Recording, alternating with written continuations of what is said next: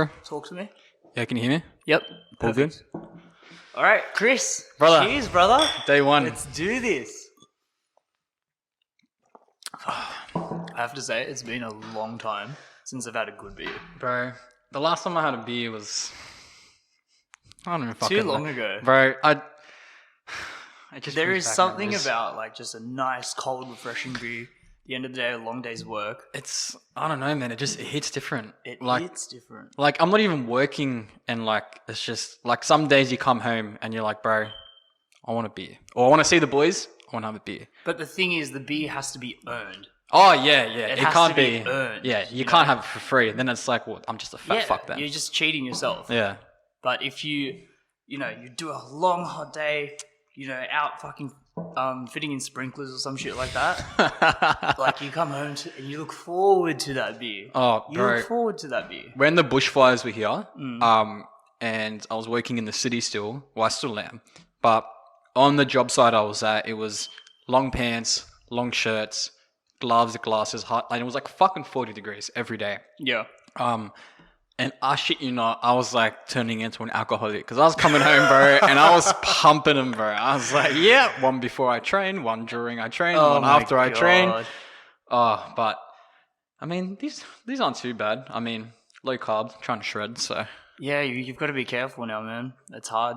I mean, I'm trying to get these flabs to abs, so. Dude, what are you talking about? Bro, don't even start. Like, look, mate. I'm not even going to start. No. You cannot sit next to me right now in front of me and tell me I look good in comparison to you. That's ridiculous. Look at the size of you, bro. That's different. We're in the middle of a lockdown where gyms are closed, where you can't go outside for more than an hour, and you look fucking incredible. What are you doing? What's your secret? I mean, so the first lockdown, I ordered adjustable dumbbells that go from 5 to 40 kilos. Yeah. And the shit thing then was by the time they came, lockdown finished. So I was like, well, that was a fucking waste of $800. Or $800. Around that, I think it was around that mark. Could be less, could be a bit more. For dumbbells. Yeah.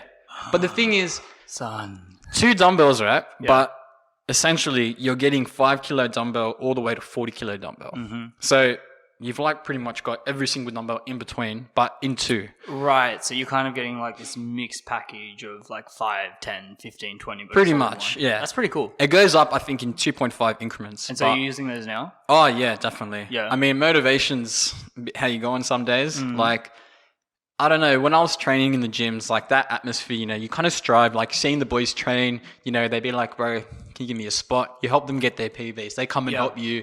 You kind of just feed off each other. Whilst, being at home, it's different, like your discipline, I guess, increases in that sense because, you only go into the garage or wherever you're training, but just getting there and still getting in that mindset, but by yourself, like I think if anything, that's what's improved the most for me. There's definitely something about like having an environment in which you just work out, right? So there's something about the second you step into the gym, like all the excuses and all the bullshit that you kind of walk in with go out the window. Oh, 100%. Because you've had to change your environment. You're seeing other people push themselves. Yeah. You're seeing, this guy hit their PB. Yeah. Walk past this other guy. He's all like that. And you're like, damn, one day. Yeah. One day. 100. And so there's that community feel to it when you're in a gym, which you just don't get at home. Oh, 100%. Like a lot of, I'd say 90% of people that go to the gym are there to get away from most of the bullshit that's going on in their life. And it's kind of like their me time. But at the same time, the people that are there with them can relate to their situations majority of the time. So it's you're there by yourself, but you're not alone, if that makes sense. Yeah. So you're still, you're there, you're getting your reps in, you're getting the sets in, you're increasing in strength or physique, whatever your gym goal is. But it's just something different. Like once everyone has that how do you describe it? Like that fight or flight moment that decides in your brain that's like, I want to start going to the gym. It's most of the time it's a breakup, right? I mean, that's what it was for me. I mean, I got fucked up big time, bro. I see where you're going with this, son. And bro, like, I was a skinny, bro. I was skinny. Like, I was a twig with a little fat gut. I remember back in the day. Yeah. Because we've known each other for a couple of years. Big time. And when we kind of first got introduced to each other, I never kind of looked at you as someone that was highly driven or motivated. Do you know what I mean? And that's not a diss on who you were back then, but it just, you never struck me as that person. I shit on me back then. I still shit on me. So. And then to kind of, you know, catch segments of your life where you're stepping more into who you are as a person and you're building that confidence and you're, you know, motivating yourself. It's like this amazing transformation. Like, what do you think that was? What do you think really shifted for you in your head for you to go, okay, time to get my shit together? Because there's a lot of people out there right now that are struggling to do that. Yeah, like I was saying, for me, I started training like, the thing is, I wouldn't even call it training back then, but like I think it was year 12, I started going to the school gym and I was like, oh yeah, I want to get muscles and I want to look good for girls, this and that. Yeah. Back then, I was like, couldn't talk to girls. I was a little twig, no self-confidence. Like, I looked at myself in the mirror and I was like, So what you're saying is that you started working out to get pussy? Yeah, pretty much. I was like, you know what, man? Like, if that's the key, let's do it. You know? Hey, look, it is a strong motivator. Yeah, badly. And it started off like that, and then after a while, it's kind of like, oh, I'm sick of this. And so that first day, you step into the gym, and you don't even know what the fuck you're doing. You don't know what weight looks like. What? Bro, You're curling in the squat rack. Like, all of the deadly sins for a gym, you're doing all of them. I had Mike Chang on YouTube showing me what to do while I was watching that guy in the corner and just following him around like a little bitch. And I was like, oh, maybe if I do this, I'm going to get big as well. And it just, I was that idiot. Like, I had no fucking idea what I was doing. No fundamentals, nothing. Yeah. And then that was at school. And then I sacked that off for a bit. Then I started training outside of school. Still wasn't like consistent, wasn't like really into it. Mm-hmm. And then it wasn't after my first girlfriend. When we ended, I was kind of like I needed something to take my mind off it, right? Yep. So that turned into my hobby. And once you just start in that mindset, like you just, I don't know, like your drive just increases. And there was days where I was going like twice a day. Mind you, this is when I was bartending still at Marconi. So my hours were like 8 p.m. to 6 a.m., right? So there'd be days 8 p.m. where... to 6 a.m. Jesus Christ. Yeah. So you're getting home when everyone else is leaving for work. Pretty much, yeah. But so like there was days, right? So I say I had the graveyard shift. I'd train before work, go to work, do 10 hours overnight, pump the shit out of myself with like 6 coffees, Red Bulls, the works, right? And then after that, I'd be like, you know what? Fuck it. I'm still awake. I'd pump 2 scoops of pre-workout and go back to the gym. Damn. And then I'd go home and, you know, sleep cycle was fucked. But I don't know, just something in that mindset then just triggered me to be like, you know, like this is going good. I was seeing improvements in myself, like beginner gains. Like that's pretty... You know, like everyone gets it. And you start getting excited. About when you like leave the gym and you know you've got a pump. Yeah. And you see yourself without a shirt on. And like any guy, like... You're like, oh my God, there's a bicep under all that bullshit. What the fuck's this vein doing, you know? Oh my God, vein gains. Oh man. Vein gains. They're the big ones. Once you start seeing a little bit of vascularity. Oh, bro. It hits different. And then like I'd come home and once you start getting that invested, you know, like you start looking up what hypertrophy is, what bodybuilding is, what powerlifting is. Yeah. And like you start watching, you know, professional athletes doing their trainings and you see their physiques and you're like, holy shit, I want that. Like for me, I was the most flat-chested motherfucker in the world. And I can't remember his name now, but there was this one guy that used to train, I used to watch all the time. And his pecs were like Greek gods, like just... I don't know, man, I can't describe it. Like, I was like, bro, you come over right now and I'm... Yeah. You know, I'm sure there are a couple girls out there that were probably jealous of this chest. Oh, bro, I was jealous. Like, every guy was jealous. It was ridiculous. And shit like that, you start watching that and then you start figuring out, okay, what do I need to train? Like, in certain orders, you know, do I need to do more strength training? Mm-hmm. Do I need to increase my reps? And so where do you think, like, you really saw the most bang for buck? Like, was it in powerlifting? Was it in traditional weightlifting? Like, what did you think really shifted your physique for you? I think once I started to eat properly, Don't tell me that. during that time. Don't tell me that. But at the same time, right, because I was skinny and back then my metabolism was really fast at that point. Right. So I was able, like, I was allowed to, eat whatever I wanted, and I was still skinny. So then, like, even now, but I'm the shittest person for counting macros and all that. And once I was training heavy, but I think it was my cousin in Canberra was telling me, train as hard as you can. So lift as much as you can, but try to get the most reps in as you can. Okay. And try to make that consistent. And like this probably won't work for everyone. It just worked for me at the time. I think that's a big, like what you just said is a big thing, because it's very easy to kind of get caught up in a certain type of diet, right? Like I only eat keto, or I'm a vegan, or I'm a carnivore. Yeah.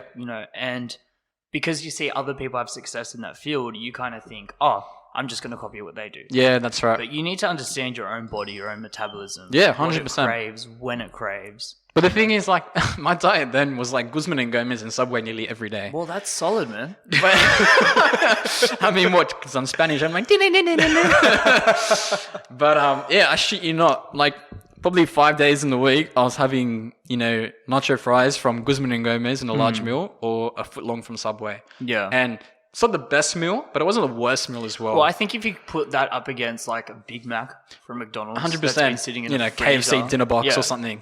That's been sitting in a freezer for fuck knows how long. That's it. Who knows how long? And I was really like I wasn't too worried about like the protein and the carbs and like fats and that. I was just getting the calories in. Right. And once I started eating a lot and training, I just started like everyone within a year thought I was on steroids. Like I'm sure back then, like our old group, like you, Jaden, Diaz, fucking Mitchell, like everyone was like, bro, what's he on? Like people at the club when I was working, they were like, bro, what do you want? And I was like, how much training are you taking? Badly. And it's like, I'm not training, I'm training. And it's like, I'm not doing that. I'm just putting the hard yards in. That's a weird one, that like steroid world. Because I have very mixed opinions on that. I don't know where I sit with it. Yeah. Like on one hand, I get it. If you're competing and you're kind of going into a situation where everybody is on training or everyone's on some kind of growth hormone. Yep. And that's just the standard. Then if you don't do it, you're not letting yourself compete to that standard. Yeah, okay. But at the same time, it kind of feels like cheating. I understand both sides, right? So I don't have a problem with steroids. I've never used... just a little bit of distance between the mic. Yeah, that's perfect. I've never had a problem with steroids. Like, I've never used it myself. But, like, I know people that have, and I've seen people that have used it properly and have done well. Like, they're careful. Like, I don't know what to do, and, like, so I'm probably just talking shit. Well, you haven't used them. That's the thing. If you don't have that first-hand experience, exactly, a Wikipedia page isn't going to help you out. That's right. Like, what you can only really talk about it once you've done it. So what I'm saying is just going to be all bullshit. But well, that's what this whole show is, man. But I've seen guys do it and they've done it properly. So like, they weren't doing drugs, they weren't drinking, they were eating clean, they were on top of their training, right? On top of their sleep. Like sleep is a big thing in recovery. Like no one will want to admit it. It's the biggest. But like 8 hours, like man, you get that 8 hours sleep and you feel good. Like if you even take training out of the equation, just 8 hours sleep changes your mood completely. Big difference. Because once you hit over that 8 hours, you start creeping into 9, 10. Your day is ruined. Yeah, 100%. It doesn't matter how much coffee you drink. It doesn't matter how many Red Bulls you pump out. If you don't have that sleep, there's just not enough oxygen in your body. Oh, badly. Like I 100% agree. And at the same time, if you're up till 4 a.m. doing cocaine and then getting ready for work at 8, like, Jesus Christ. Let's not talk too much about that. No, but like seriously, there's a lot of people out there with this like hustle mentality, right? Oh, yeah. It's the toxic hustle where they think, okay, there's 24 hours in a day. I'm going to work flat out for 20 hours, have a 1 hour power nap, and then 2 hours, and then in 2 hours I'm going to be working out, and then 1 hour I'm going to have another nap, and they try and jam pack too much at once. Oh, 100. And I'm guilty of that. I've done that plenty of times. Oh, so have I. 100%. But sleep. Yeah. It is so important. Big time. I think I heard Jeffrey Bezos talk about it once. Okay. And this guy sends rocket ships to space. Yeah. So he's got a lot to say. And he says, as an executive of Amazon, the biggest company in the world, I only ever make maybe 3 decisions a day, and I have to make sure I'm honed in for those 3 decisions. You have to be. Like, it's... That one decision can fuck you up big time. Oh, when you're talking about a man who's worth I don't a even... stupid amount of money. He's worth them our whole generation alive. Like, just back to fucking whenever we started. He could buy countries. Oh, bro. He could buy countries. He's the definition of Hasbulla pulling out his card being like, bro, I could fucking buy you right now if I wanted to. Like, that's how fucking influential and rich this guy is, man. Yeah. Like, it's just, it's ridiculous. It's gotten to the point where he's sending shit to space. Oh, yeah. Like, because he just ran out of things to do. Yeah, it's like, I feel like doing this today. Like, bro, me. It's like, well, I'm fucked. Anyway, so he always emphasized the importance of getting 8 hours sleep. Yep. You know, but then you get someone like Elon Musk who's very proud of the fact that he sleeps on the Tesla's floors. You know, and he is working and working and working and working. And so I think for a lot of people it can kind of get confusing. Like, should I take this approach or should I take that approach? Yeah. But what you're saying right now really resonates with me because it's kind of like, it's what best suits you. Yeah. What you know your personality Well, is. that's the thing. Like, it's really subjective. Like, it comes down to perspective, I'd say. Because, like, then you got, like, Dwayne Johnson, right? He claims he only gets, I think it's 4 hours sleep a day. Or 4 hours sleep a day, right? Yeah. So he's up, I think he wakes up 3:45. By 4 o'clock, he's ready to do cardio. By 5 o'clock, he's hitting the gym. By 6 o'clock, he's on his way to work. Yeah. Does a whole day, goes to sleep at 11, 12 o'clock. And he's back up. So, But is that a kind of life you want to live? Like, I get it. You're Dwayne The Rock Johnson, right? Yeah. Like, everyone wants to be him. Yeah. Well, most people anyway. But, like, where does you come into it? Where do you kind of allow yourself to escape from the reality? Well, that's it. You know? Like, it's like I was saying, it depends on your perspective. Like, I'm sure his past as well would probably have a big influence on how his life is today. You know, he was a WWE wrestler. His dad was big in WWE. And then, you know, his $7 production is pretty much because he only had $7 at one point. So, like, you know, you can only imagine what he's gone through.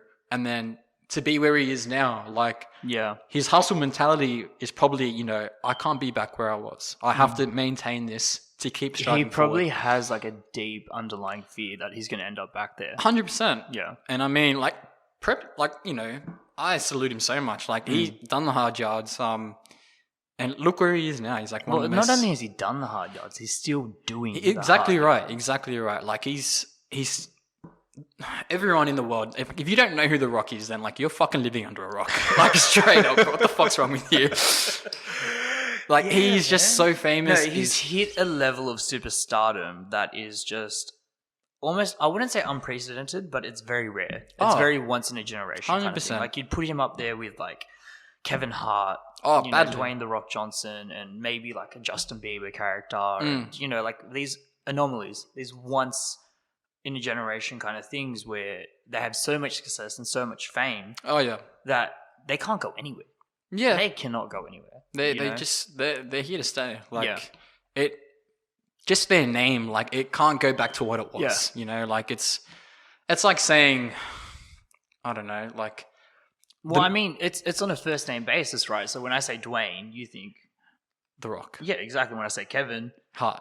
Justin, Bieber. Exactly. Like, that's how big it is. Exactly. They literally own that name. Yeah, it just comes to you like that. There's no second thought. Like, it's there. Yeah. But we just sidetracked so much. But No, back to what I was cool. saying on sleep. Yeah. So I've seen guys do it properly, and I've seen guys just abuse the shit out of it. And I don't want to drop names. I think you know who I'm talking about. Yeah, we've got a couple friends. But you know, like, I've seen guys use it and abuse it, and it changes people, man. Like, 1 minute, you know, you can know everything about this person, then say, for example, they're like your ride or die, you know, you think you're going to be with this guy or this chick forever. And then within a matter of months, like, it just changes people. And then you start to notice it. People start to notice it. Yeah. And I think they don't notice it until they're cycling off. But I think people also need to go through those experiences. Oh, yes. Do you know what I mean? Yeah, like yeah. They need to Live and learn. They need to hit that $7 mark. Yeah. Just like with Kevin Hart, where they lose a best friend or they lose relationships with family and kind of look around and go, fuck, what am I doing? No, 100%. I mean, I can relate to that as well. I can't judge someone for going down that track. Mm-hmm. Because we all do it at some point in our lives. No one out there is living a perfect life. You know? I mean, besides The Rock. Yeah, okay. The Rock. Can't argue with that. But it's tough. It's tough, and the only way you learn in this life, I've found, anyways, is through experience. People can tell you what to do. Yeah. People can show you the right way, but you need to fuck up. You need to trip over your own feet. I mean, I've been in that spot. Like, financially, I was in a really, really bad spot at one point where, like, came to the point, like, I was, like, crying in front of my parents, and I was like, what the fuck am I doing with my life? Why am I spending, this money on stupid shit? And then that turning point for me was like, all right, like, I'm gonna get my shit together, stop spending it on stupid shit. Like, every now and then, obviously, like, you want to live life. Like, you still buy that stupid shit, but to an extent. Yeah. Like, you're not gonna spend your whole paycheck on, I don't know, a fucking shirt or something. Like, yeah, and I think it really, like, affects the people around you as well. Yeah. When you are that kind of splurge mentality. Yeah. Do you know what I mean? Like, it affects your relationships. Yeah. It affects, like, I think that's a big part of why relationships fall apart is one person is very much financially free and just does whatever they want and very impulsive, and the other person is a lot more conservative. Yep. And so if they can't find a balance, then there's going to be this tension of finance. Oh, 100%. Yeah. And so the fact that you recognized that in yourself early, yeah, said, I've got these bad habits I need to address now. Yeah, because a lot of people don't. Oh man, and the people that don't, like, that's just.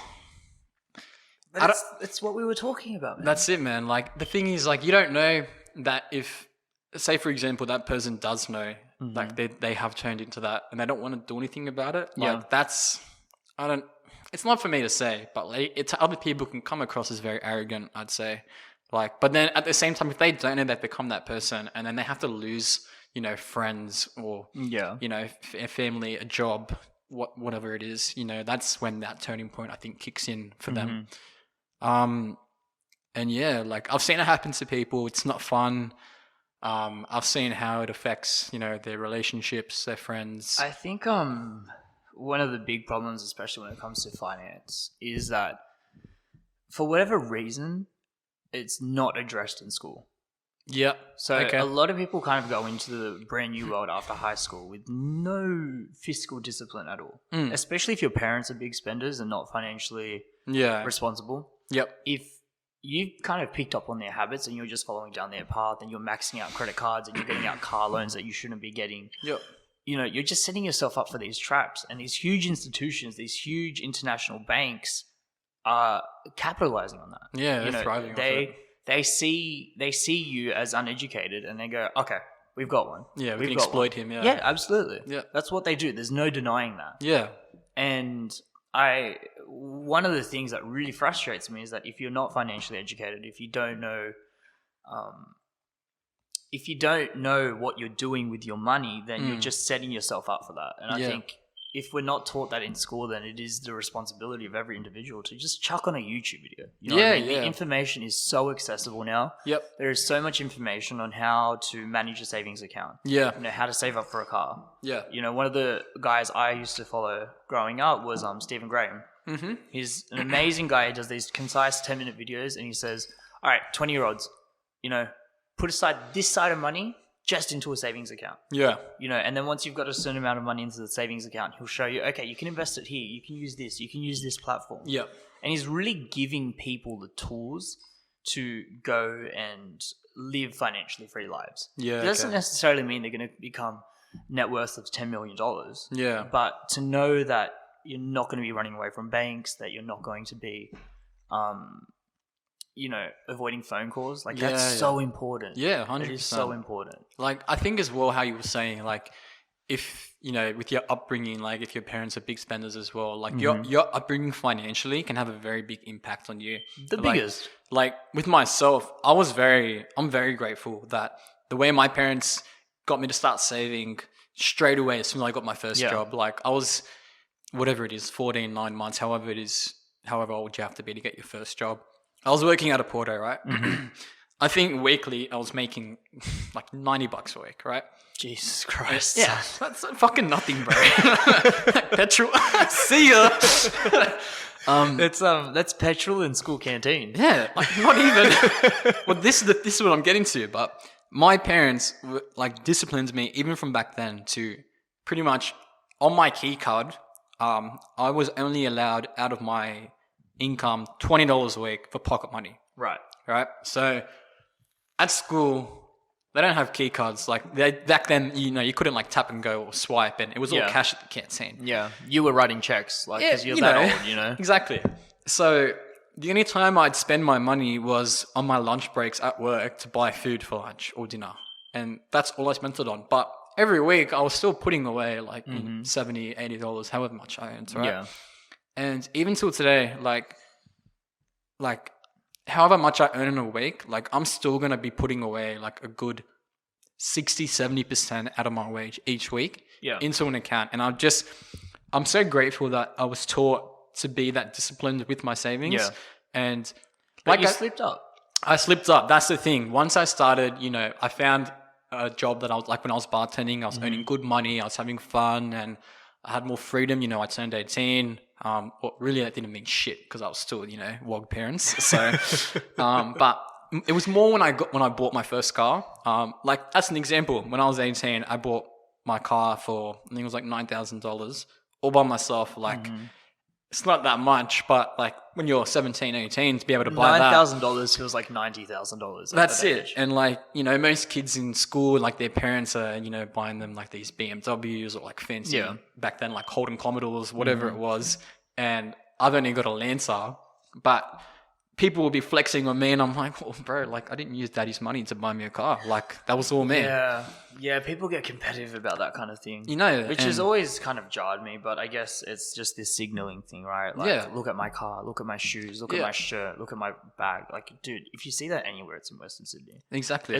But it's ironic because it looks gross. Yeah. The people that do that really stand out. Yeah. You know what I'm talking about. The Tullers out there with the Louis Vuitton bags. And everything designer. The red and bottom shoes, and they're going into fucking Woolworths. Yeah. It's like, what are we doing here? That's it. What game are we playing? And the thing is, I'm not going to be someone to, like, if you're financially stuck somewhere, like, I'm not going to be one to diss you and criticize you. Like, I'm going to help you because I want to help you. You heard it here first, guys. If you need money, I'm going to drop his PayPal account and just hit him up. I'm going to cut to the next scene. But yeah, like, I'm always going to be the first to, if I can, I will help that person. Yeah, like, and you are very much that kind of person. Like, you're very giving in your nature. In that sense, yes, because I want, the way I would treat people, I would like them to treat me, if that makes sense. And like, if I can help that person, like, hands down, like, there's no second thought. Yeah. All right, what do you need? How can I help? What can I do? You've done that for me before. Yeah. I've been in tight positions, But we're boys, man. Like, that's what you're meant to do. But that's what I'm saying, dude. Like, it's so in your nature that when I did have to come forward and ask you, you were so just like, yeah, bro, don't stress. Like, so carefree about it. Yeah, man, 100%. And that kind of stuff really sits with someone, and you kind of like want to pass on that goodness to someone else, Well, I mean, like, it's not kind of because it feels selfish just to have such a good deed done for you, and you just hold on to that. It's like, you want to pass it on. You want to give it to another person. It's not like you were going to run back to Uruguay and I was going to have to start the next second Spanish conquest and be like, yo, bitch, where's my... Oh, my God. Didn't you take enough from us already? Oh, bro. I mean, These Spaniards, man, they want it all. I mean, look, we've said it before. I've been on both sides of the whip, okay? So, like, I'm half and half, all right? So, like, I've dealt it, but I've copped it. So, I mean, look, I know I look very white, but, looks are deceiving. You are the poster boy for privilege, my friend. I only got a $9,000. As long as you got both passports in your back pocket and you're wearing Daddy Gladdy's shirt, then you're okay. Oh, God. You should be living, where COVID isn't. Where, like, where's the barrier for COVID? I know they say Southwest Sydney, but is it like Cronulla? That's where it stops, and then after that, you're COVID free? I've been told that if it's Cogra and then towards us, that's where it is. Right. But before that is where it stops. Right. It's weird how COVID only hits Southwest Sydney. Oh, don't you man. think? Don't even get me started. It's crazy. It's like it knows. Yeah. It knows where we are. And it just, I don't know, like this whole, how the 12 LGAs is all of Southwest Sydney pretty much. Like you had two cunts from the eastern suburbs